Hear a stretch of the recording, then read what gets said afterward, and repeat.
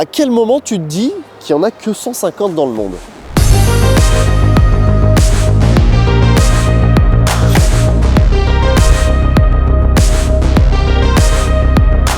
Qu'est-ce qu'il me raconte lui? C'est un mytho.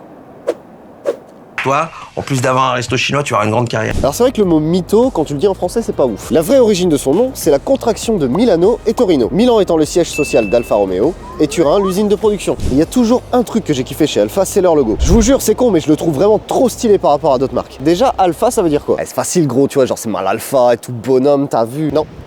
Alfa signifie Anonyma, Lombarda, Fabrica, Automobili et Romeo en l'honneur de son fondateur Nicola Romeo. On retrouve ici l'étendard de la ville de Milan, mais surtout un bichonne. C'est un genre de serpent avec une tête de dragon et non, c'est pas des flammes qui crachent, mais c'est un putain de mec qui se fait bouffer. Quand j'étais gamin, j'étais persuadé que c'était des flammes. Pour vous expliquer, cette créature est symbolique à Milan et elle est également liée à une famille historiquement connue, les Visconti. Apparemment, un membre de la famille aurait combattu cette créature et la légende est née. Ah bah les mecs étaient chauds à l'époque, hein. C'est un putain de dragon qui bouffe des gens. Même pas moi j'y vais, hein.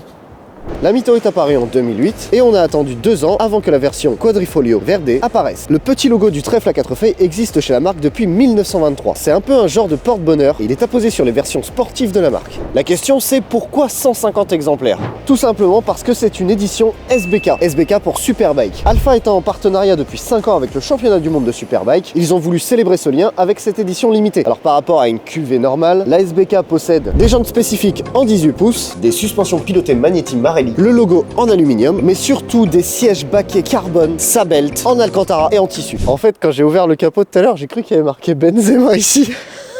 Du coup, j'avais envie de gueuler Karim, Karim. Concernant le moteur, on a un 1,4 litre turbo de 170 chevaux. C'est pas 100% d'origine, donc entre le filtre à air et une partie de la ligne qui est modifiée, on avoisine quand même les 200 chevaux.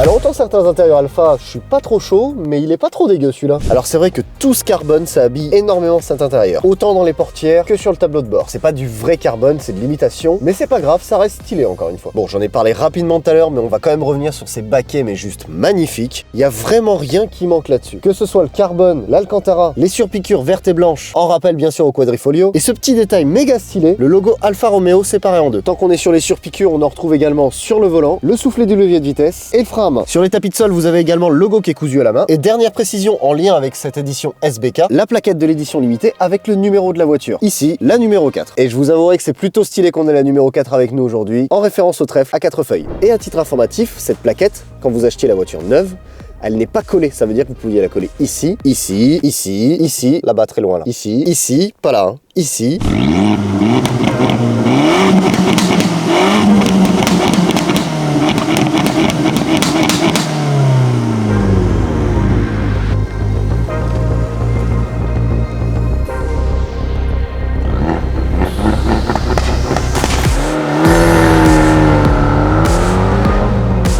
Juste avant de faire l'accélération, je vais vous parler du DNA. En fait, DNA, c'est D pour dynamique, N pour normal et A pour all weather. All weather. All weather. Le mec parle pas du tout anglais. All weather, c'est pour tous les temps, genre pluie, neige, machin. Alors, on va faire notre petite accélération, c'est bien, on est à l'arrêt et on est en mode normal. Je veux d'abord tester le mode normal pour voir un petit peu comment la voiture réagit.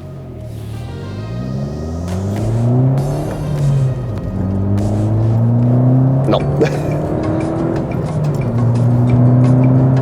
Putain, la vache, c'est assez souple. Ok. Bon, je vous avouerai que le mode normal, ça reste normal.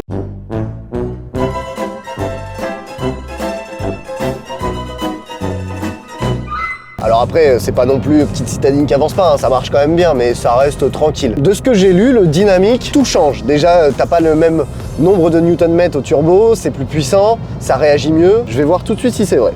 Donc je passe en dynamique. Oh là, ah oui d'accord. Ah bah regardez, j'ai une ligne droite, personne, c'est parfait. Hop, première, tu connais.